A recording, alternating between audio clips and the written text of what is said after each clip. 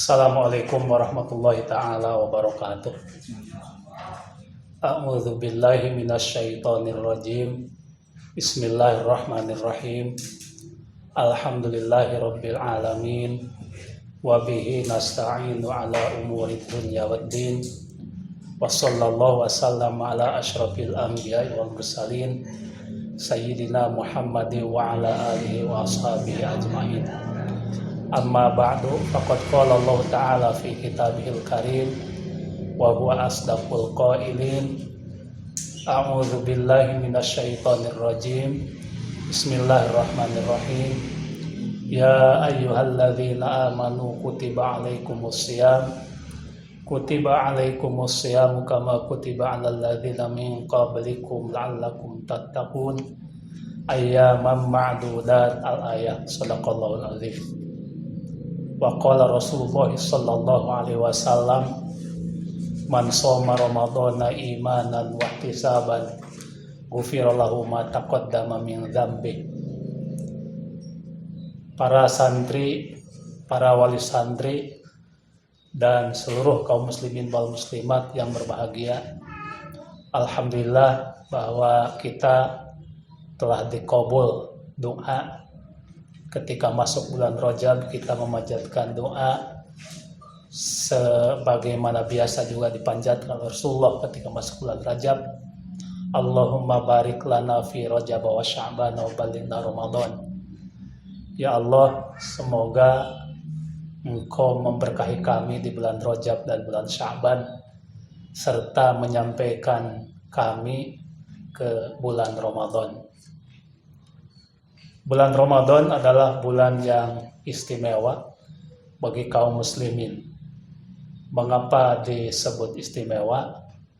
Karena walaupun bulan Ramadan itu tidak termasuk ashhurun hurum, bulan-bulan yang berkategori bulan yang dimuliakan, sebagaimana firman Allah dalam surat At-Taubah ayat 36, minha arba'atun hurum, bahwa dari 12 bulan dalam setahun itu ada 4 bulan yang dimuliakan, yang rinciannya diuraikan dalam sebuah hadis atau dalam beberapa hadis Rasulullah SAW, bahwa bulan-bulan yang dimuliakan itu adalah bulan Dzulqa'dah, Hafid, ya. Kemudian bulan Dzulhijjah, atau dalam budaya Islam Nusantara sering disebut bulan Raya Agung, khususnya di Jawa Barat ini. Kemudian bulan Muharram, dan satu lagi yang terpisah yaitu bulan Rajab, di mana di bulan-bulan yang dimuliakan tersebut pahala amal soleh dilipat gandakan. Tidak ada keterangan berapa kali dilipat gandakannya amal soleh di 4 bulan yang dimuliakan tersebut. Tetapi di bulan yang dimuliakan tersebut sekaligus juga segala dosa nilainya dilipat gandakan juga. Pantas Allah Subhanahu wa taala dalam surat At-Taubah ayat 36 tersebut berfirman di tengah-tengah ayat 36, "Fala tazlimu fihinna anfusakum," maka jangan sekali-kali kalian menganiaya diri kalian, mendolim diri kalian pada 4 bulan tersebut. Menurut para mufassirin, karena memang nilai dosa pun di bulan-bulan yang dimuliakan nilainya dilipat gandakan. Memang ada ketentuan di dalam ajaran Islam bahwa Allah Subhanahu wa taala melipat gandakan nilai pahala, sekaligus juga melipat gandakan nilai dosa di tempat-tempat dan yang di waktu-waktu yang dimuliakan Allah Subhanahu wa taala. Misalnya saja di Masjidil Haram atau di Tanah Haram Makkah, pahala amal soleh dilipat gandakan. Salat misalnya, kalau salat di Masjid Al-Haram pahalanya sama dengan 100.000 kali salat di masjid kita di sini. Tapi sekaligus juga dosa di situ dinilai 100.000 kali. Para santri, wali santri dan kaum muslimin maupun muslimat yang berbahagia. Jadi bulan Ramadan itu istimewa, tidak termasuk bulan istimewa, tetapi amal soleh itu dilipat gandakan pahalanya. Akan tetapi dosa tidak dilipat gandakan. Ini lebih istimewa dari bulan-bulan yang dimuliakan kalau dilihat dari sisi pelipat gandaan nilai amal soleh, dan di satu sisi nilai dosa tidak dilipat gandakan bulan Ramadan ini. Lebih jauh dalam satu hadis atau hadis qudsi, Allah Subhanahu wa taala berfirman, kullu amal ibni adam malah illa siyam fa innahu li wa ana ajzi bi. Setiap amal manusia Bani Adam adalah baginya kecuali saum, maka sesungguhnya saum adalah bagiku, aku yang akan membalasnya. Para santri, wali santri dan kaum muslimin muslimat, jadi begitu istimewanya saum Ramadan atau bulan Ramadan, bahkan lebih diistimewakan dalam hal hikmah bagi kita umat Islam atau bagi manusia, bahwa nilai amal soleh dilipat gandakan, tetapi nilai dosa hanya dihitung satu di bulan Ramadan, beda dengan di bulan-bulan yang dimuliakan. Kalau kita pelajari dari nilai-nilai Ramadan yang disampaikan dalam berbagai penafsiran para ulama terhadap hadis-hadis Rasulullah SAW, maka sesungguhnya syariat Ramadan, khususnya saum Ramadan, itu disyariatkan adalah untuk mengangkat derajat manusia, di mana dalam surat Al-Baqarah ayat 183 Allah menjelaskan hikmah saum itu la'allakum tattaqun, supaya kalian bertakwa. Maka ketika disebutkan takwa, disitulah kemuliaan seorang manusia. Inna akramakum indallahi atqakum. Sesungguhnya semulia-mulia kalian adalah yang paling bertakwa. Jadi dengan saum Ramadan, dengan ibadah Ramadan, itu menghasilkan ketakwaan, akan menghantarkan orang yang bersaum ke derajat muttaqin, ke martabat yang mulia, yaitu martabat orang yang bersaum. Dalam hal ini maka jelas dengan syariat Ramadan ini, atau Ramadan secara keseluruhan, adalah bisa dikatakan sebagai program khusus dari Allah untuk meningkatkan derajat kaum muslimin. Dan ini dalam budaya Sunda ya, ada istilah munggah. Jadi kalau masuk bulan Ramadan disebut munggah. Nah, biasanya dimanifestasikan dalam berbagai kegiatan-kegiatan kebudayaan ya, atau secara kultural.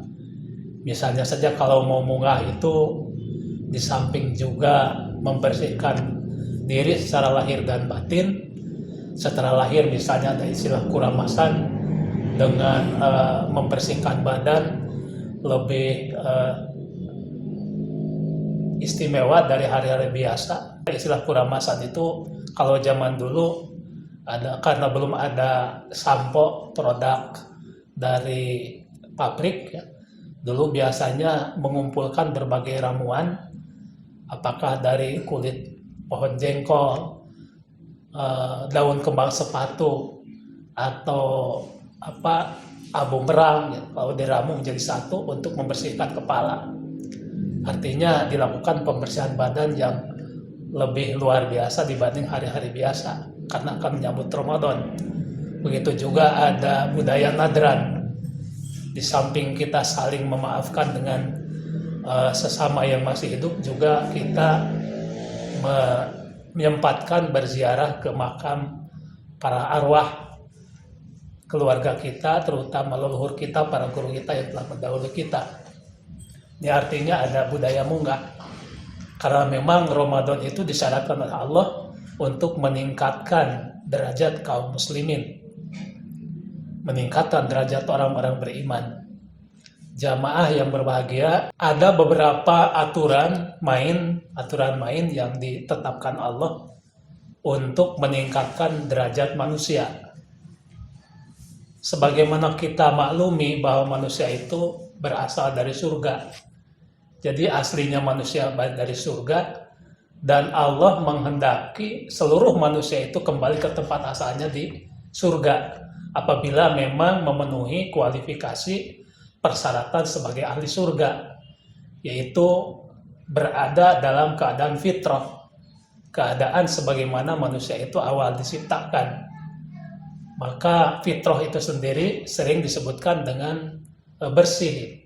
Padahal sebenarnya makna fitrah yang dari sisi bahasa asal itu adalah asal penciptaan. Ya tentu ketika asal penciptaan manusia itu dalam keadaan bersih dari noda-noda dosa dan kesalahan, maka wajar kalau diartikan bahwa fitrah itu adalah suci.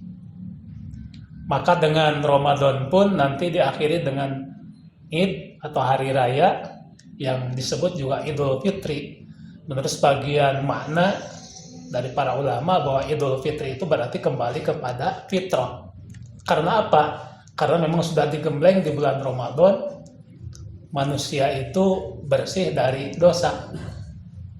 Salah satu hikmah dari saum Ramadan sebagaimana disabdakan Rasulullah adalah membebaskan dosa. Man shoma ramadhana imanan wa ihtisaban ghufira lahu ma taqaddama min dzambi. Barang siapa yang bersaum Ramadan karena iman dan mengharapkan pahala dari Allah, maka diampuni dosanya yang telah lalu. Bahkan kalaupun dengan saum itu ternyata saumnya memang tidak mendapat pahala, karena saum itu mudah tapi tidak mudah juga. Mudahnya tinggal menahan yang membatalkan saum dari fajar sampai maghrib, sampai terbenam matahari, tidak terlalu sulit ya. Tetapi ternyata banyak orang yang bersaum sebagaimana disinyalir oleh Rasulullah SAW, kam min shaimin laisa lahu min siyamihi illa ju'al atsh. Banyak orang yang bersaum tidak mendapat apa-apa dari saumnya kecuali lapar dan haus. Nah, mereka itu adalah orang-orang yang selama bersaum tidak mampu menjaga dirinya dari dosa.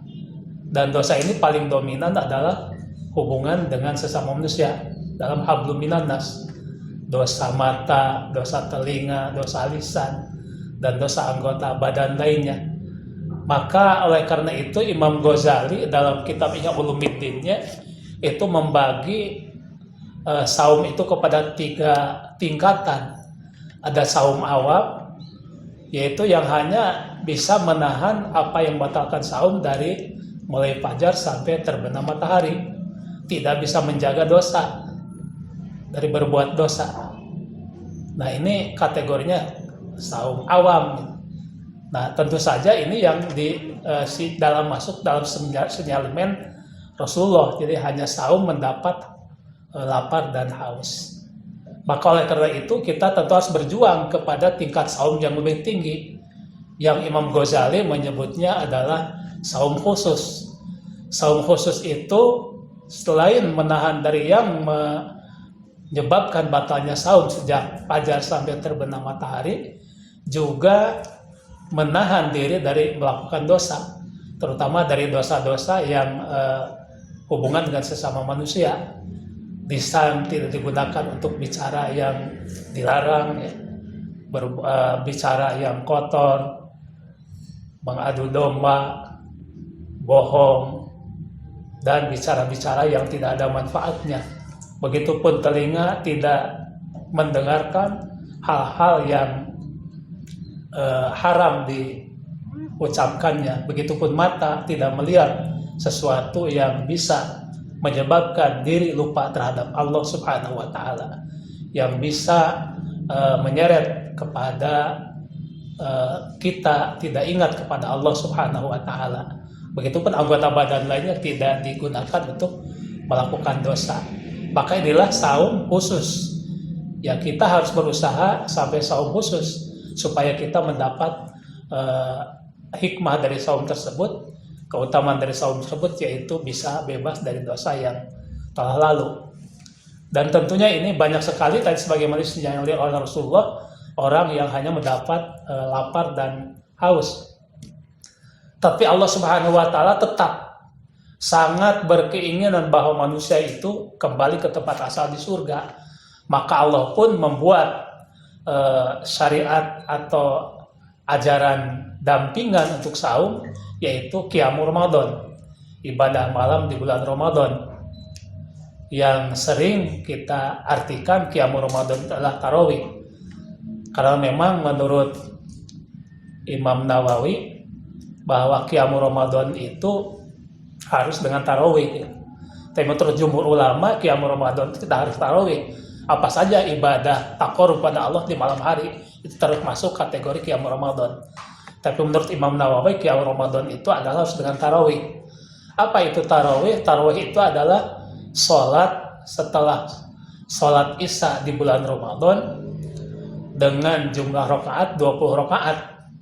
Setiap 2 rakaat salam dan setiap 2 salam dilakukan istirahat. Nah, ketika 4 rakaat 1 kali istirahat sholat itu disebut 1 tarwihah, maka jamaknya adalah tarawih. Jadi yang dimaksud tarawih itu adalah sholat 20 rakaat setelah sholat Isya di bulan Ramadan dengan cara setiap 2 rakaat salam dan setiap 4 rakaat dilakukan istirahat sebelum melangkah ke rakaat berikutnya atau tarwihah berikutnya. Setiap 4 rakaat disebut tarwihah. Maka ketika beberapa kali tarwihah, bahasa jamaknya itu adalah tarawih. Maka oleh karena itu, dengan tarawih ini pun Allah Subhanahu wa taala menghendaki manusia bebas dari dosa. Man qama ramadhana imanan wa ihtisaban ghufira lahu ma taqaddama min dzambi. Barang siapa yang melakukan qiyamul Ramadan, tarawih karena Allah, karena iman dan harap pahala dari Allah, maka dihapuskan dosanya yang telah lalu. Dan ternyata tarawih pun mudah-mudahan tidak kita termasuk di situ. Banyak tarawih mungkin juga tidak termasuk pahala, karena tarawihnya hanya model saja gitu, setiap malam Ramadan keluar ngabring ke masjid gitu. Jadi bukan lagi karena Allah, tetapi karena ingin rame-rame. Sudah barang tentu ini tidak akan mendapat keutamaan Qiyamul Ramadan yang mendapatkan ampunan. Tetapi Allah Subhanahu wa taala sangat menginginkan bahwa kita kembali ke tempat asal di surga, maka Allah pun membuat fasilitas lainnya, yaitu dengan Lailatul Qadar. Sabda Rasulullah SAW, man qoma Lailatul Qadri imanan wa ihtisaban ghufira lahu ma taqaddama min dzambi. Siapa yang melakukan ibadah malam Lailatul Qadar karena iman dan mengharapkan pahala dari Allah, maka dia akan diampuni dosanya yang telah lalu. Jadi luar biasa berlapis-lapis di bulan Ramadan ini manusia supaya bebas dari dosa. Manusia supaya kembali kepada fitrahnya sehingga layak kembali ke surga.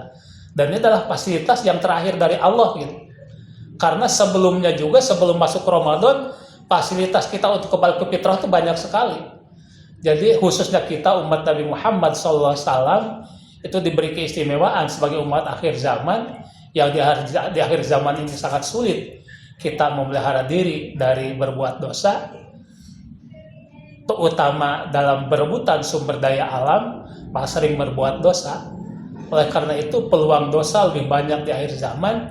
Oleh karena itu oleh Allah diberi keadilan umat Nabi Muhammad, di mana setiap kebaikan umat Nabi Muhammad itu dinilai 10. Kul hasanatin bi asyri amsalihha. Setiap kebaikan itu dinilai 10 kali. Tetapi setiap kejelekan itu dinilai 1. Karena memang sulitnya berlaku baik di akhir zaman ini. Itu artinya Allah SWT sudah mempermudah kita untuk tetap berada dalam fitrah. Begitu pun ada metode-metode lainnya dari Allah supaya kita tetap dalam fitrah. Dalam fitrah itu artinya kita berada dalam rahmat Allah Subhanahu wa taala. Antara lain dengan membaca sholawat. Umat Nabi Muhammad dengan baca sholawat itu mendapat rahmat. Man shalla alayya sholatan wahidatan sallallahu biha alaihi asyra. Barang siapa orang membaca salat padaku satu kali, maka Allah memberi rahmat kepadanya dengan sebab salat itu 10. Sebagaimana ketahui bahwa dalam hadis disebutkan bahwa masuk surga itu bukan dengan amal, tapi dengan rahmat Allah Subhanahu wa taala. Maka ketika kita banyak mendapat rahmat, maka peluang untuk masuk surga itu lebih besar. Dan itu peluang mendapat rahmat diperbesar oleh Allah Subhanahu wa taala kepada kita umat Nabi Muhammad khususnya, bahkan sebelum bulan Ramadan. Cara lainnya Allah memberi rahmat kepada kita adalah dengan kita mendoakan, saling mendoakan sesama muslim. Barangkali kita sebagai orang yang melakukan dosa, naudzubillah, itu tidak sempat bertobat, tapi sesama muslim mendoakan kita karena kita diajarkan untuk mendoakan. Setiap ba'da sholat itu sangat dianjurkan kita berdoa untuk sesama muslim. Rabbana ighfir lana wa liwalidina warhamhum kama rabbawna shighara walil mu'minina wal mu'minat wal muslimin wal muslimat.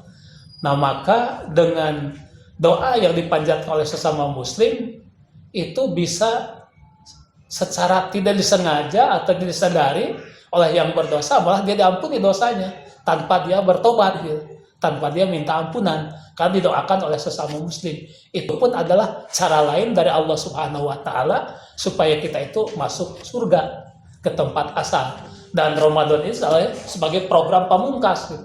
Jadi segala program dipermudah supaya kita kembali ke fitrah, kembali berpeluang masuk surga. Maka dengan Ramadan ini segalanya dikerahkan, apalagi dengan Lailatul Qadar.